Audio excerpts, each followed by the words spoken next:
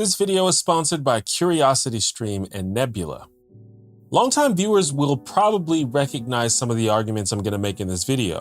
In some ways, this is actually a revisiting of a couple of videos I made about 5 years ago, one called Transracial is Not a Thing, and its follow-up, Is Race a Thing? But I've revisited old videos before, and it's something I'll probably continue to do as I learn and evolve as a creator. In the first video, I try to debunk the idea of transracialism, i.e. the concept that someone can identify as a different race than the one they were born as, similar to how transgender people identify as a different gender than they were assigned at birth. The main argument for that revolved around how I feel that race and gender are different, and in the second video I go into more detail about why I think that is. But as usual for most of my videos around that time, I barely spent enough time scratching the surface, so I'd like to take a deeper dive. The central theme is the idea that people's perceptions of your race often supersede your personal identity. And it's kind of a philosophical debate. What is the difference between being a certain race and passing or being treated as a member of a certain race? Is there a difference? Hi, I'm T1J. Follow me. This video, like all my videos, would not be possible without my members and patrons, including homies like Snailwood, TCFD, Seussfish, and Sneaker. If you'd like to support the channel, you can become a homie yourself by clicking the join button below the video or by checking out my page on Patreon. So I was initially inspired to revisit these ideas after listening to a voicemail I got. So let's check that out first. Hello. So I was born, I guess, ethnically ambiguous, but into a white family.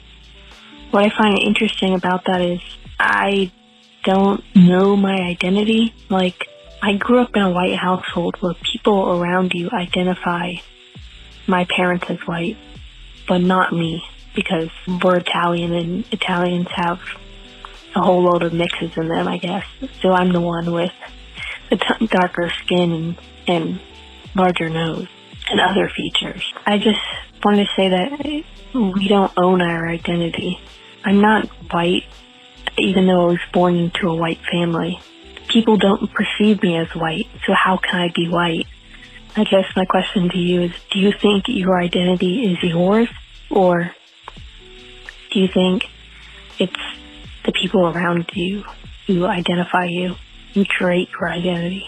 I think this is a very interesting point, and as implied, I've talked about it a little bit in videos and streams. But of course, I continue to learn more as time goes on. Race is a difficult subject to talk about specifically because at least the way we normally think about it is a messy and inconsistent way of categorizing human beings. There's actually debate among scientists about the best ways to engage and study the topic of race. Some find the entire concept pseudoscientific because the differences between the so-called races are genetically infinitesimal and are often better explained by cultural or economic factors rather than biological ones. But at the same time, biological differences do exist. People from different races have differing levels of bone density or different susceptibility to certain diseases and so on. So clearly there is some merit to paying attention to different racial populations when studying these things. What seems to be the prevailing approach is to use more useful and specific terms. What we call race in the United States and probably some other places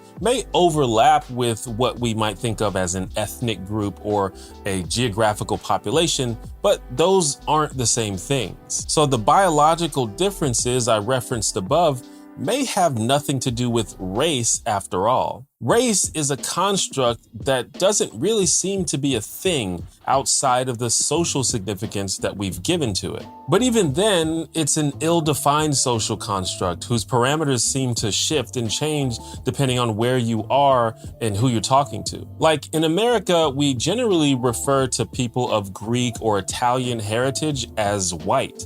But from what I understand, that isn't necessarily the case in other countries. In many countries, Latino or Hispanic is thought of as a separate race, but as you might imagine, it's not really seen the same way in actual Latin American countries. And we normally talk about race as something distinct from nationality or ethnicity. So the one thing that we can say we know about how to define race, at least in the United States and probably other Western countries, is that it seems to be based on physical attributes like skin color and facial features. Now, clearly ancestry also plays a role, but I'd argue it's only with regard to how you look based on your ancestry. It's hard for me to acknowledge someone as a member of a certain race if they don't live the experience as someone from that race. And that experience is dictated almost entirely by how people perceive and treat you. In our day-to-day life, we make these kind of snap judgments of people all the time. So we might see someone out in the world and immediately identify them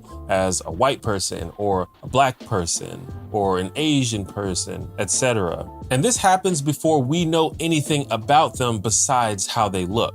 It's not the most sophisticated thing, and in fact, it has the potential to be kind of problematic, but it does help with communication and understanding. If you need to describe someone or point someone out or tell someone who they need to talk to, these kind of descriptors can be helpful. And it seems like we've come to a general agreement about the broad, basic definitions of these ideas. And they rarely include finding out someone's ancestry. But what if you identify someone as a white person because of how they look, but then they correct you and say, no, actually, I'm black? The caller has suggested that we don't completely own our identities, but I don't fully agree with that. I think the very thing that defines identity is that it is personal and internal. It might be informed by experience and external sources, but I don't think other people get to choose your identity for you. But that clearly isn't the whole story either. Merely saying you are something doesn't make it true, even if you genuinely believe it. If I said that I genuinely identified as Dwayne "The Rock" Johnson, you'd have no obligation to respect that identity, because that would be ridiculous. So it's not the mere claiming of an identity that makes the identity valid. There must be some kind of correlation with your lived experience, as well as with what has generally been established as reality. In my opinion, the key in this particular situation is that there's actually a difference between race and cultural identity. I think the two things affect each other, but they seem to be different things. Sociologically, thinking about race involves thinking about power structures and differing levels of systemic privilege afforded to people based on what group they're perceived as being a part of. We sometimes use the term white passing to describe people who are not white but are perceived as white by those around them. But if race is all about perceptions and power structures, and a person who passes as white receives all of the privileges and advantages that a white person receives, what then is the actual practical difference between being white passing and just being white? I'm not sure there is one. Instead, I'd argue that what's happening is that we often use the same language to describe our cultural identities that we use to describe our race. I'm a black dude. I didn't choose to be a black dude. I guess over time, my experiences and education communicated to me that I was black. And because of my connection to the culture and the community, that eventually also became a part of my identity. So when I say I'm a black dude, it's definitely a statement of my personal identity. But it's also just an acknowledgement of what I look like and what my experience has been and will potentially be because of what I look like. But I'm a dark-skinned chocolate boy. And given our broad, basic definition of what black people look like, I fit pretty unambiguously into that box. But not everybody else does. And that shouldn't necessarily invalidate their personal experiences and their personal identity. But it also doesn't change how people perceive and treat them. Cultural identity is clearly something different than race, in my opinion. There are white people, for example, who grew up in black neighborhoods, went to black schools, and engaged with the black culture and black communities in a genuine way. But as they go through life, they're still perceived as white, and they still experience the social consequences of being white. They cannot change that. But what if they could? A common question people have in this conversation is, well, why doesn't gender work the same way? If you can be transgender, then how come you can't be transracial? Is it not possible that someone doesn't identify with the race they were born as and come to understand themselves as a different one? In the past, I was a little flippant about this question, but these days I think it's a pretty interesting question. It's a very controversial debate, which has on several occasions drew the ire of online activists, such as when in 2017, the philosophy journal Hypatia published an article called In Defense of Transracialism. But honestly, I haven't really heard many compelling answers to this question. Seems like people usually just reject it out of hand and refuse to engage it, or automatically assume foul play and self-interest. Is it just another example of goons on the internet calling people transphobic and racist without actually providing any constructive arguments? That's not out of character for social media, as we know. Rebecca Tuval, the main author of the article, was referred to several times by her online critics as a Becky. Remember people used to say that all the time? I guess Karen is the new Becky now. Several people have successfully passed as a race that they weren't born as. And again, talking about race is weird, but for clarity in this video, I'm generally referring to the way that people are perceived based on our socially constructed definitions. There's curious cases like John Rowland Redd, a black dude from Missouri who became famous and lived his entire public and private life as an Indian musician named Korla Pandit. It's hard to say whether this was so-called transracialism or just some weird extended performance, but no one outside of his family found out his true background until after his death. There's also, of course, Rachel Dolezal, who made headlines a few years ago for being a person who was born white who now self-identifies as black, and in fact passed for black for many years before being publicly outed. Dolezal apparently has since changed her name to Nkechi Diallo.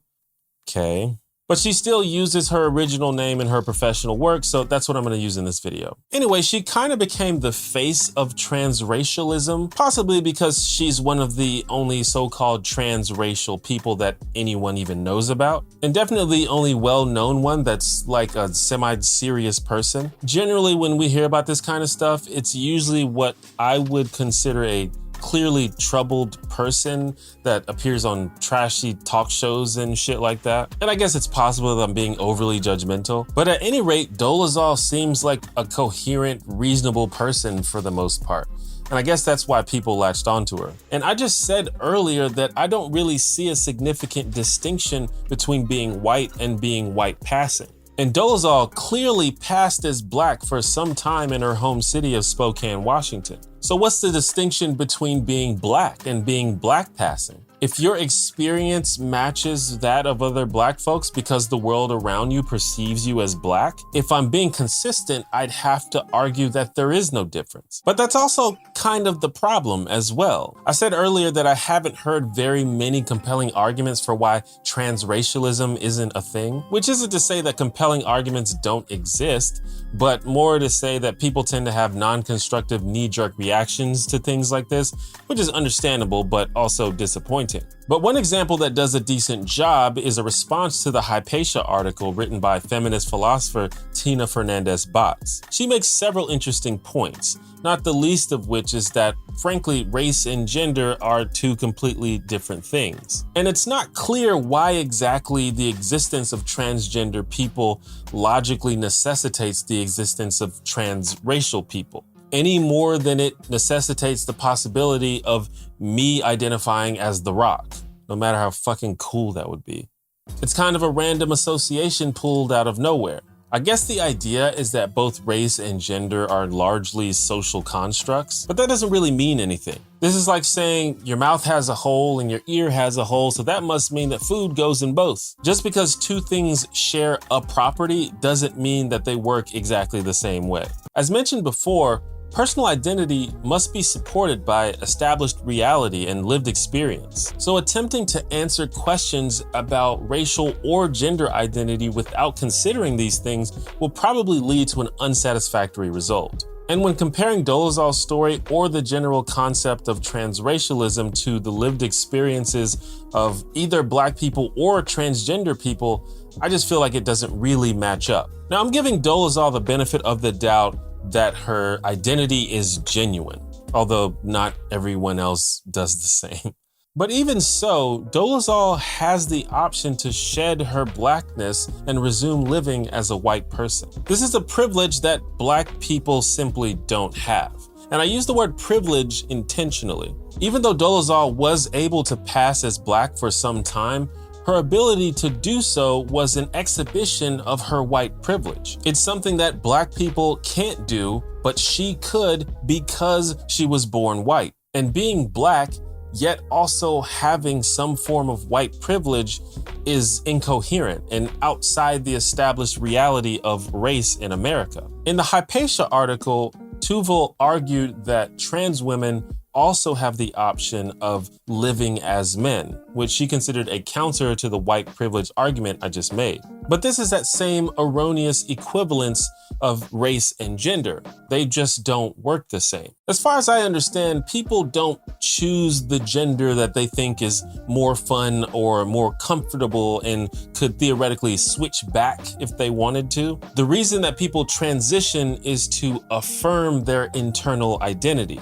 And trans people often deal with a lot of strife and abuse when they come out as trans. It's not like a vacation. Now, I'm not trans, so correct me if I'm wrong, but I assume the reason they do it is because there is no other option that makes them feel like who they really are. Rachel Dolezal describes herself as having found a home in Black culture and in the Black community, almost as if she shopped around and picked the one that she liked the best. I don't think that's analogous to anyone's experience of gender. People are transgender because of an innate incongruence with the gender they were assigned at birth. It has little to do with perceptions or how they look. Yes, transgender people often change how they look, but changing how they look is not what makes them the gender that they are, because gender and race work differently. The point is, the idea of transracialism does not seem to line up with established reality or any community's lived experience, which makes it really hard to defend as a philosophical concept. But the fact that a so-called transracial person could be legitimately perceived and treated as Black for so many years just goes to show how silly a concept race is to begin with. Now, I've strayed a little bit from the original voicemail, but for the most part, I do think we own our identities. The caller said that they were from a white Italian family, but they were perceived as a person of color by those around them. And those experiences are valid. But like Dolezal, the caller can choose at any time to reveal their true heritage and ancestry, and the benefits they've received from being born into a white family. This is a luxury that people of color generally just don't have. It would be perfectly fine, in my opinion, for someone like Rachel Dolezal to say that they appreciate, enjoy, and respect Black culture. But instead, in my opinion, she used her white privilege to create an identity that is wholly out of touch with the reality of race in America. It's worth mentioning that the term transracial originally referred to parents who adopt children of different races. And some of those folks are upset that it's been co-opted by people like Rachel Dolezal, especially considering that she once implied in an interview that one of her motivations for identifying as Black was to be a better mother for her adopted Black sons, which many in the adopted community found a little offensive. Unfortunately, that's a little out of the scope of this video, but I thought I should mention it. But anyway, that's a better explanation of why I think transracial isn't a thing. That's just me though. What do you think? Hey, did you know that you could watch this video as well as most of my other videos on Nebula with no ads and no sponsor segments? Nebula, if you didn't already know, is a streaming video platform owned and operated by its content creators, including myself, but also other creators you may have heard of, like Cat Black and Sarah Zed, as well as so many more. I like to describe it as kind of like YouTube, except only the good videos. We built Nebula so that we could have a platform to share and profit off of our work without having to worry about things like demonetization or pleasing the almighty algorithm. Like I said, you can watch our YouTube videos ad-free on Nebula, but you can also find Nebula Originals, amazing content that you won't find on YouTube or anywhere else for that matter. For example, if you liked the video that I did a couple months ago about The Good Place, then you might like the analysis I did for The Good Place's eerie opening title sequence. This was part of our collaborative project called Working Titles, and it's only available on Nebula. To help us accomplish these goals, we at Nebula have partnered with CuriosityStream. CuriosityStream is, of course, a great streaming service with thousands of documentaries and nonfiction titles with topics ranging from history, science, pop culture, and so much more. It's a perfect fit for the smart and thoughtful content that you'll find on Nebula. So we worked out a deal where if you go to curiositystream.com/T1J and sign up using the code T1J, you'll also get access to Nebula absolutely free. To make it even better, CuriosityStream is offering you 26% off their annual plan, which makes it comes out to less than $15 a year, not month, year, for both CuriosityStream and Nebula. I really like the Joy of series, with episodes like The Joy of Data and The Joy of AI that dive into how things like math and logic affect our day-to-day lives and the world around us. I don't know, I guess I'm a nerd. Once again, just go to curiositystream.com/T1J and enter the code T1J to get full access to both CuriosityStream and Nebula. And remember, by supporting sponsors like CuriosityStream, you not only get access to a great service, but you also support me and a whole community of awesome creators.